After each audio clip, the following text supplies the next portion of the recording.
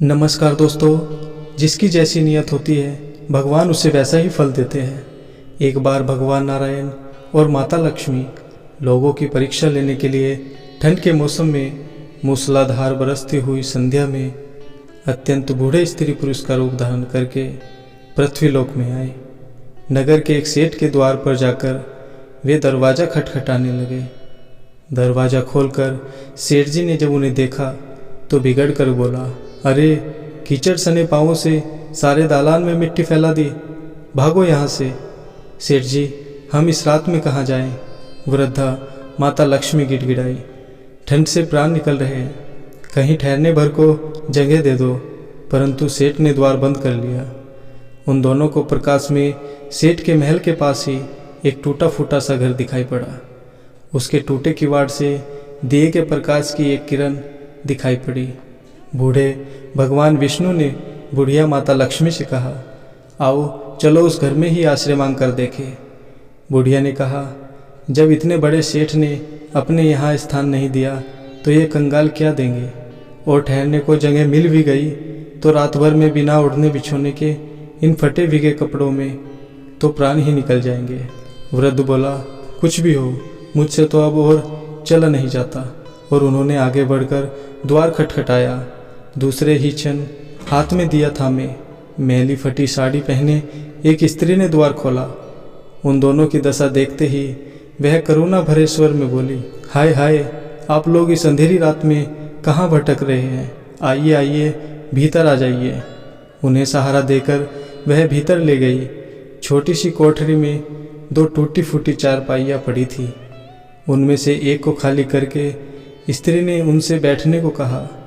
दोनों के कपड़ों से जल चूकर कोठरी गीली हो चली, परंतु उस स्त्री ने उसकी तनिक भी चिंता न करके जल्दी जल्दी अंगीठी में आग सुलगाकर उन्हें तापने को कहा। फिर अरगनी पर से दो पुराने परंतु धुले हुए कपड़े लाकर बोली, बाबा आप लोग अपने भीगे कपड़े उतारकर इन्हें लपेट लो। क्या करूं, मैं बहुत गरीब हूँ, आपको इन्हीं दो कपड़ों में गुजर करनी होगी। आपके कपड़े में निचोड़ कर फैला दूंगी। उन्हें कपड़े बदलवा कर वह दालान में गई और दो पीतल की छोटी छोटी थालियों में बथुए का साग तथा बाजरे की रोटियां रखकर ले आई। माताजी, उसने वृद्ध से कहा, आज मेरे घर में यही भगवान का प्रसाद है। मुझे बहुत दुख है कि न तो घर में घी है, न ही दूध और न चीनी। कोई बात नहीं बेटी, हमें तो यह भोजन बड़ा स्वादिष्ट लगा।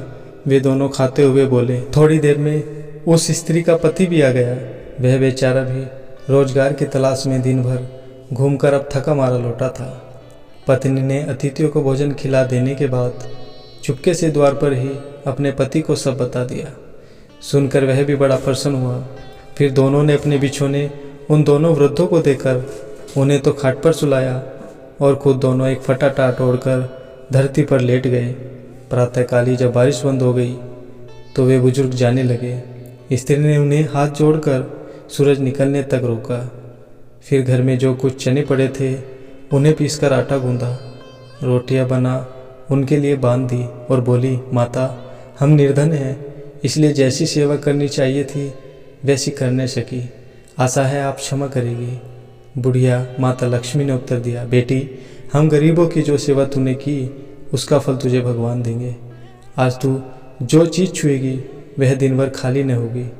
वे लोग चले गए तो स्त्री को अपने बथुए की हांडी को साफ करने की याद आई। रसोई में जाकर उसने हांडी उठाई तो देखकर आश्चर्य से भर उठी। उस हांडी में असरफियाँ भरी हुई थी। अब जो उसने उसे पलट कर रखा तो वह दोबारा भर गई। वह उन असरफियों को उठाकर रखती और हांडी में दूसरी भर जाती। दिन भर में उसकी कोठरी असरफियों से भर गई। बस फिर तो उसके पति ने उन असरफियों को बेचकर बढ़िया मकान ले लिया, एक कपड़े की दुकान खोल ली, घोड़ा गाड़ी खरीद ली और वे सुखपूर्वक रहने लगे। उस सेठ को जब यह समाचार मिला कि उसके निर्धन पड़ोसी एक रात में ही अमीर हो गए हैं तो उसने उस स्त्री तथा उसके पति को बुलाकर कारण पूछा। स्त्री ने सरलतापूर्वक सब कथा सुना दी। अब तो सेठ और सेठानी को रात दिन यही चिंता रहने लगी कि किसी प्रकार वे करामाती बुढ़े बुढ़िया मिल जाए तो वे भी घर भर असरफियाँ प्राप्त कर ले। देवता तो मनुष्य के हृदय की बात जान लेते हैं। बस फिर क्या था, एक रात जब बहुत जोरों की बारिश हो रही थी और ओले भी पड़ रहे थे, तो वही बूढ़े बुढ़िया फिर उसी सेठ के द्वार पर पहुँचे। द्वार पर खटखट सुनते ही सेठ ने बिजली के प्रकाश में से झाँक कर उन्हें पहचान लिया और जल्दी जल्दी सेठानी को उन्हें लेने भेजा। बिजली बुझाकर एक दिया हाथ में लेकर सेठानी बाहर आई और झूठी ममता दिखाकर बोली, हाय हाय बाबा, तुम कहाँ भटक रहे हो, आओ अंदर आ जाओ। फिर घर की सबसे टूटी चारपाई पर उन्हें बैठा दिया। घर में अनेकों गर्म वस्त्र होते हुए भी वह उनके लिए 2 फटे पुराने वस्त्र ले आई और बोली, बाबा, घर में इस समय यही उपस्थित है।